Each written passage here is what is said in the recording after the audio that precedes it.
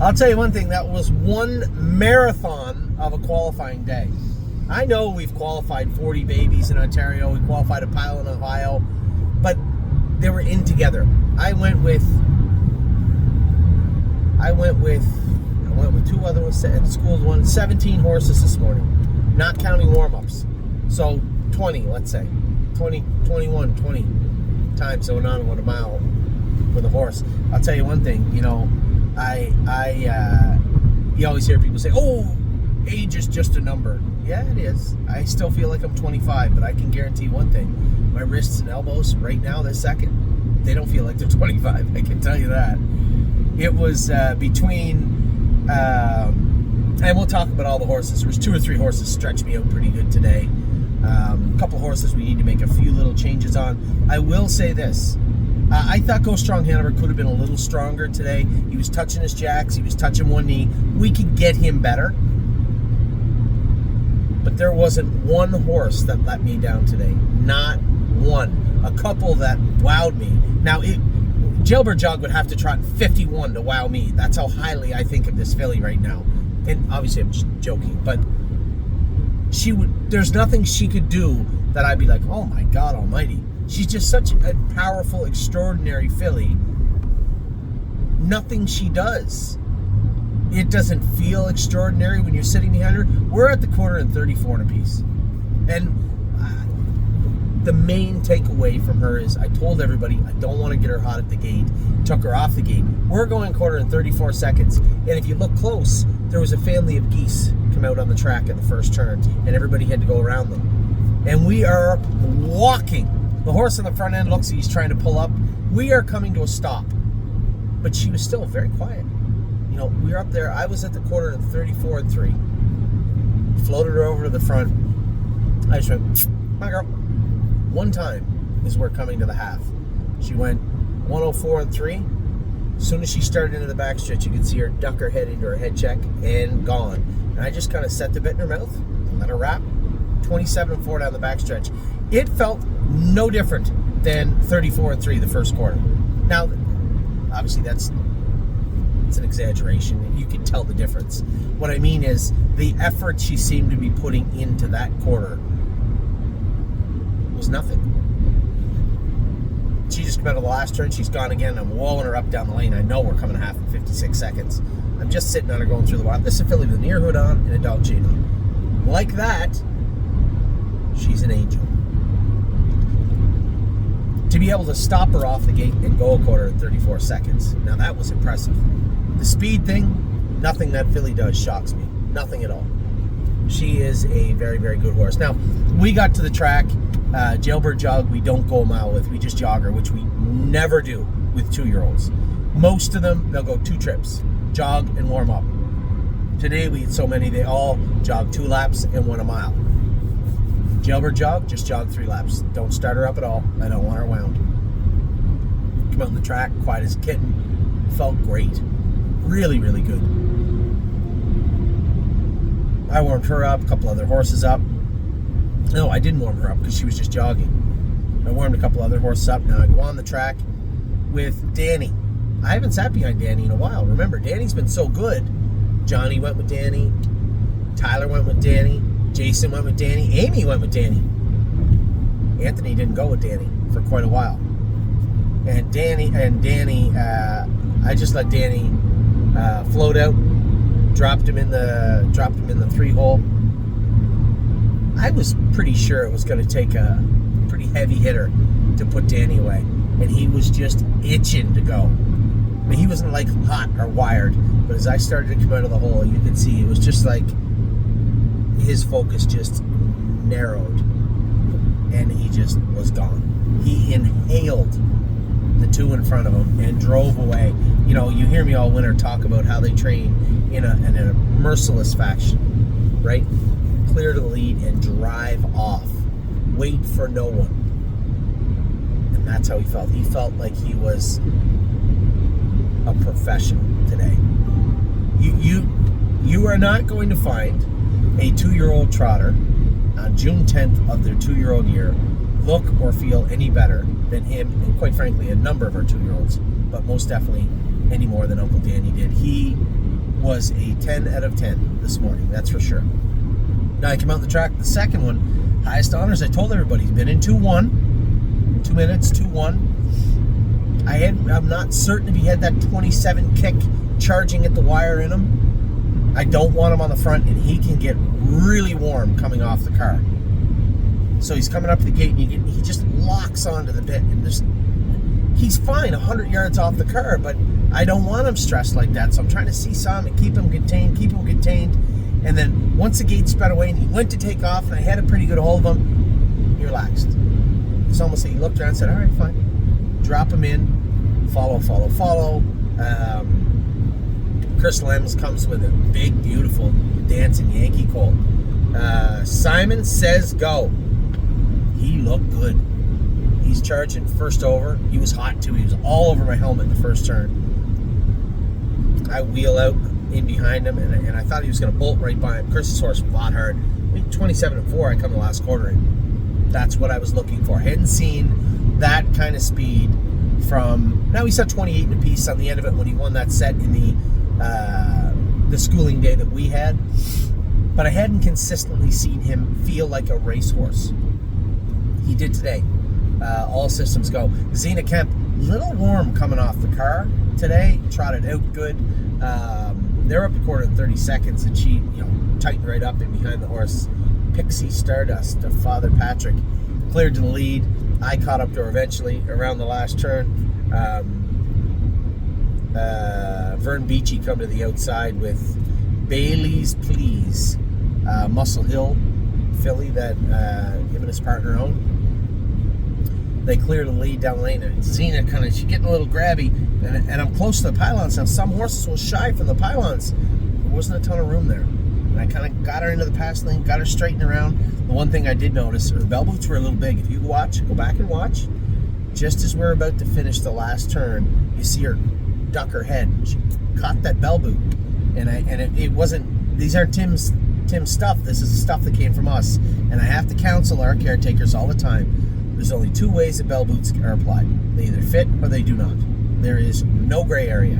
They need to be a little bit snug and not have a ton of play, and the bottoms of the bell boots should not touch the ground. Should be a little bit off the ground. When that horse lands or in mid-flight, they can grab those bell boots. You'll see them do it all the time. Go back and watch. You can see it plain as day. I'm sure you can. And that's what Zena did, but come right up trotting. Never missed a beat. Down to the inside and charging to the wire. She looked very good and won by a nose. So now we have a win, a second beat a neck, a win. We come out with My Name's Wayne. I don't know how Wayne's going to be. Wayne was exceptionally good for Wayne. Now that was a pleasant surprise sitting behind her. They might only went 2-1 and 4, but they're half in 102. I'm at the half in 103. Go 2-1 and 4, last half 58 and 4. But again, she's closing at them at the wire. 28 and 1. She looked like a racehorse. She felt good. Go Strong Hanover was ornery in the warm-up, ornery in the post-parade, ornery going in behind the gate. It felt like he might have made a break, too. Like, he just wasn't complete. And I remember Locatelli now. He used to get into his jacks all the time. He used to touch his knees. Very similar to his brother. I'm going to put the hobbles on this guy like we did his brother, too. Well, that's not true. His brother came with hobbles, and we took them off and put them back on. He just chews at himself a little bit, and you can see him get a little angry. Now, when he settles in a hole and he's going forward, he's fine. I think we're going to make a little shoeing change on him, put the hobbles on him, and go back again next week with him. That's not a bad mile. I mean, 3.5, half in 101 and 4, last half in 59 and 2, last quarter 30 and 1. Respectable. It was respectable. Tomboy Strong, I remembered going on the track. Last time he on the gate, this filly made a break off the car with Amy. Why'd she do that? She feels good. I want to make sure she can trot off the car. Now, the one thing you remember is when they say go in these qualifiers, everybody's looking. Nobody wants to be on the front end. No one. Everybody wants to sit, follow, sprint home. Well, I let her dash off the car just for 3 or 4 strides. I'm like, yeah, that's how you're supposed to feel coming off the car. And I went to grab a hold of her, and I look over, and there's Chris Lems and Ronnie ran, and Chris goes, no, you can cut it out. I said, no, you can come. He goes, nope, and he just ducked in behind me. So I went 32 flat, 32 and 2. 103. I let her trot. This filly has never done a ton of work on the front end. And she worked her butt off down the lane. 29 flat, but it's very green. Right? Very, very green. I said to Chris Pullen, because that's a pretty filly. Is she a nice filly? I said, she is a nice filly. I said, I'll tell you one thing. She gets away in behind you. I'm not going to, it would be rude of me to say, oh, she would kill you. But I'm telling you, this is a very, very good horse. He said, I like that. His was a long tom, too. So his popped into the 2-hole, beat me fair and square. Ronnie's horse looked like she was going by, and Muscle Chrome fought on. Close bridle on, she can't see what's going on around her in those close quarters. When the horse just nudges by her at the wire, it's really hard for her to see that. She can hear them maybe, especially she gets those big giant reindeer ears. But Muscle Chrome's got ears on her, but that long. Yeah. If they were any longer, they'd flop over like a rabbit. But she was so good. Very, very pleased with her. I guarantee you, she could follow any sort of reasonable speed for those types of horses. She will fit in very nice for us all summer long. Now, Perfect Thought. I didn't want to go out of there with her. I wish I'd have got in front of Jeremy. He just stayed far enough back where I was kind of out of contention. So I just wanted to pace her down the lane, and she paced as hard as she could right through the wire. I look over, I'm doing the math quick. I'm like, I'm sure this filly come 26 in a piece. 26-4 last half and 55-4. In fact, a pretty prominent owner from the area messaged me after the qualifier asking if there was any shares of that particular filly for sale. I said, well, not that I'm aware of, but I can reach out and ask some people. Now, I have not, but obviously impressive looking. A number of people asking me about a number of horses we had, and Perfect Thought certainly near the top of the list. I said, this has been our best filly from day one. She's just a killer. All she wears is a 60-inch hobble and a closed bridle. That's it. Nothing else. And just acts like an aged horse. She was absolutely awesome today. Third beat 2, but again, they got away. They were 6 ahead of me at the head of the lane. Qualified very, very good. Now, Captain Doolittle, I didn't know what to think. You know, Captain Doolittle, he's been slow all year. You know, he's been present. Right? He's just there. I'll tell you what he did do. He didn't hit his knee that good today. We had that go straight on him. I don't even think he needs it anymore. He didn't hit his knee. He didn't interfere. He didn't get out of gear. And I bet you if you give him 3 more weeks of full and hard training, you will see this horse trot in 58, his first start in a stallion series. That's my prediction right now, is that 3 weeks of heavy and hard training into Captain Doolittle, and he will trot in 58 or 58 and a piece, his first start in a stallion series. There you go. Go back and see if I'm wrong. He was good today. He's not a killer. He's not a monster. He was useful. I was happy with him. Now, obviously, a lot of people talking about Jailbird Jog. We knew how good she was. I definitely knew how good she was. You were pretty sure you knew how good she was. But I don't think anybody truly knew. We're going on the track, and I don't know who it was. Doesn't matter. Somebody said, is that filly that you schooled last week? I said, yeah, that's her.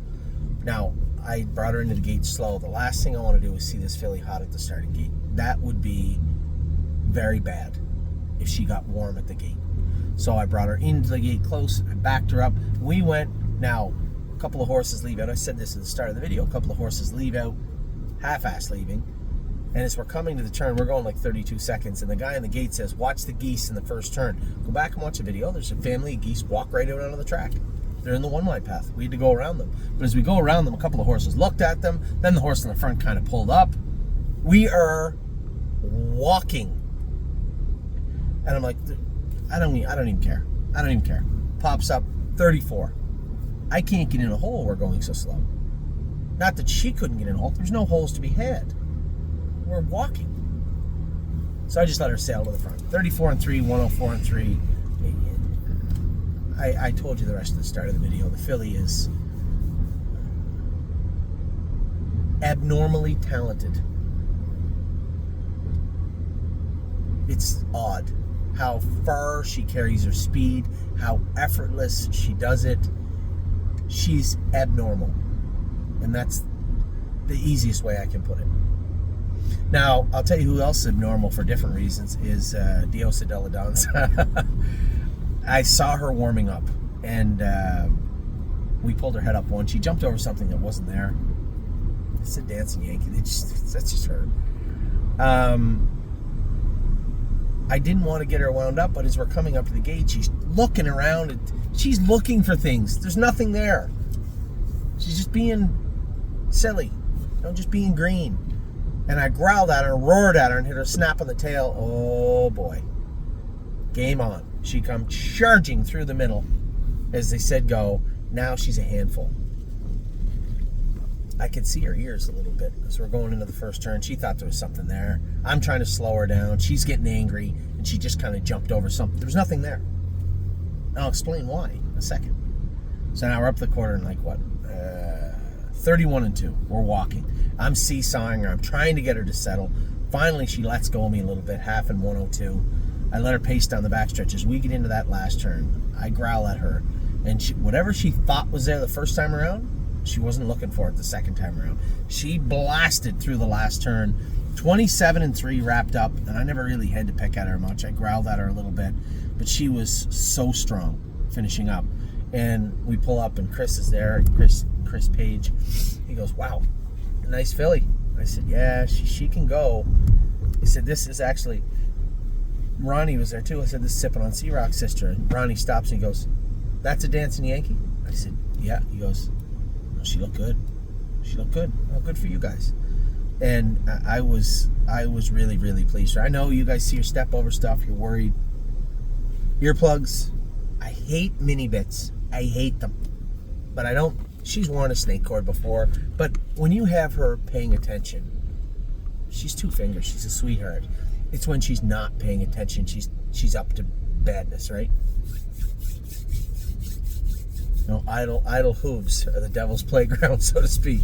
When she's not doing, she's doing wrong, and she's just gonna have to grow out of it.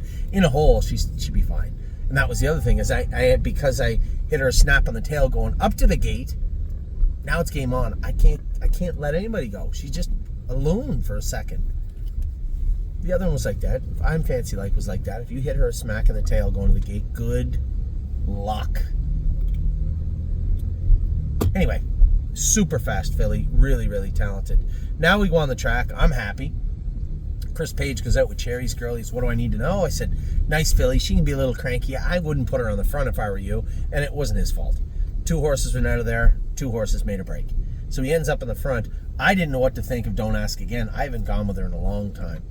Quite a while. Hey, you. Mm-hmm. Did you look for recipes for our vegetables? Yes. So you know what you're going to do? Yes. Okay. We're going to have a little barbecue, Ava and I. Stopped and got a couple of steaks, got some vegetables. Don't Ask Again. I didn't know what to think. I told you guys I was hopeful. Please, when you see the gate come to life. She did. Now, she wasn't extraordinarily good, but we're at the half in 104-1. I'm at the half in 104-3. She trots her last half in 58-2, last quarter 28-4. Cherry's girl on the front end, I never would have thought this. This is how this filly's changed. This is how professional she has gotten. Why do you have to turn that stuff on back here, the fan and stuff? I didn't. It's my seat. I have the no, on my seat. I just turned it off right there.